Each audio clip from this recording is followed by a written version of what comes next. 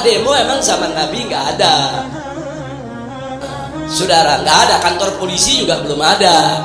Keluar kemana begitu keluar? Di Paranen. Di mana tuh pemimpin-pemimpin kafir Quraisy kumpul? Beliau unjuk rasa untuk menunjukkan kepada orang kafir, ini Quran, ini firman Allah, ini firman kebenaran. Siapa yang melarang saya untuk baca? Hah?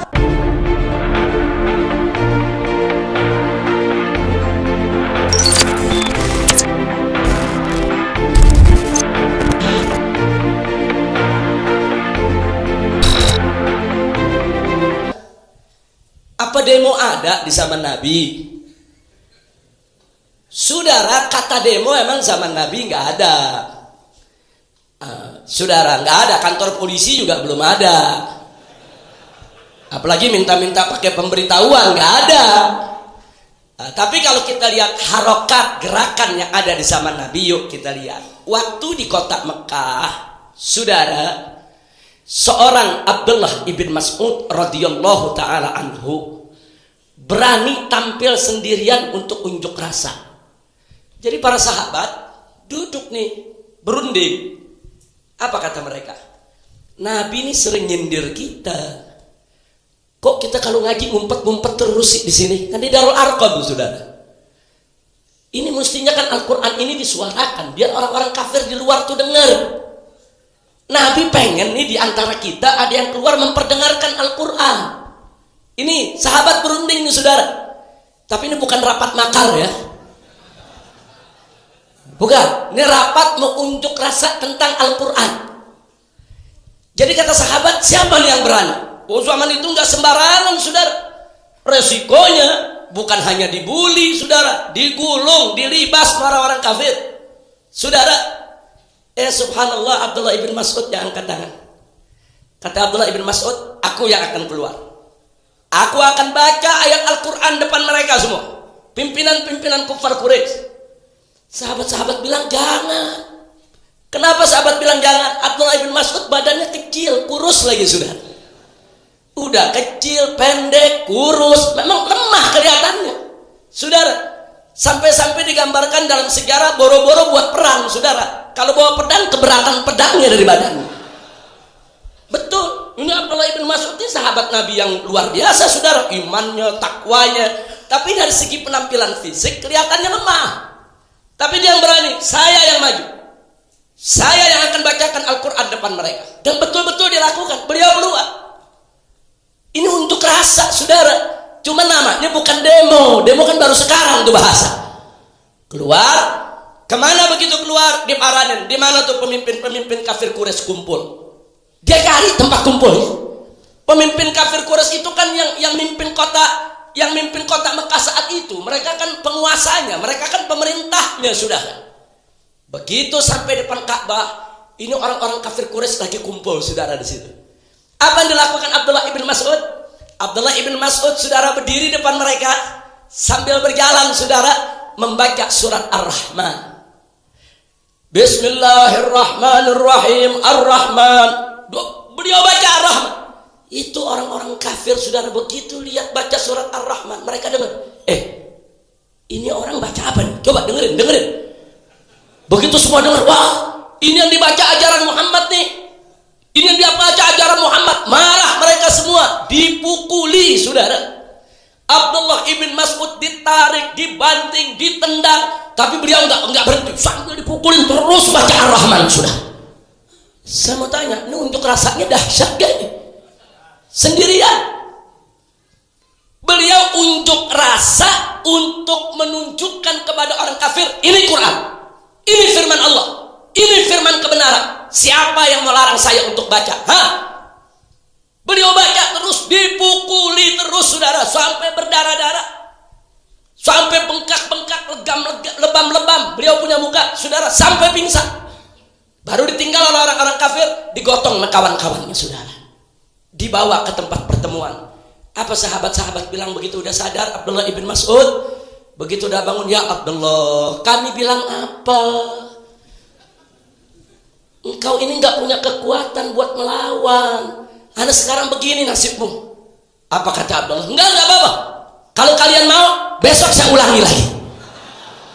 Subhanallah. Saudara, ini namanya unjuk rasa, izharul haq. Bukan hanya sekadar menunjukkan perasaan, bukan, tapi menunjukkan yang hak. Itu namanya izharul haq. Dia tunjukkan yang hak, dia tunjukkan kalam Allah, saudara. Siapa bilang nggak boleh? Kira-kira jelas tidak? Mirip gak sama demo-demo sekarang? Siapa bilang demo gak ada dalilnya? Makanya baca sejarah yang benar. Saudara, baca sejarah, jangan nyimpulkan dulu, nggak ada. Soal Anda tidak mau demo, nggak apa-apa. Anda tidak suka demo, nggak apa-apa. Tapi jangan langsung mengatakan yang demo itu bid'ah, yang demo itu nggak nyunnah. Zaman Nabi nggak ada yang demo. Dari mana datangnya demo? Membego-begokan umat Islam yang demo. Tunggu dulu, ini yang bego umat Islam atau ente yang nggak baca kitab? Kira-kira jelas tidak? Yang kedua, itu sendirian. Yang kedua, saudara, pernah terjadi. Kali ini sahabat ingin menunjukkan saudara yang lebih demonstratif, yang lebih mencolok. Saudara, akhirnya saudara dipimpin oleh paman Nabi Hamzah Ibnu Abdul Muthalib. Ini sahabat-sahabat dikumpulkan di jalanan, mereka bergandeng tangan, saudara. Mereka jalan keliling Mekah, mereka jalan. Mereka baca takbir, baca tahmid, baca tasbih, mereka jalan, saudara. Subhanallah, itu orang-orang kafir marah, mereka cegat, mereka hadang, saudara. Tapi begitu mereka hadang, dilawan oleh Hamzah Ibnu Abdul Muthalib. Dan Hamzah jagoan kota Mekah, saudara. Dilawan, mereka mundur, mereka takut melihat Hamzah. Jadi Sayyidina Hamzah bawa, ayo kita kumpulin, jangan ngumpet dulu di Darul Arqam. Ayo kita turun. Kalau kemarin Abdullah ibn Mas'ud sendirian, sekarang kita rame-rame. Rame-rame. Silakan, ahlan usahlan. Ustaz Usama Hisa, Bapak Saleh Khalid. Silakan. Waalaikumsalam. Silakan.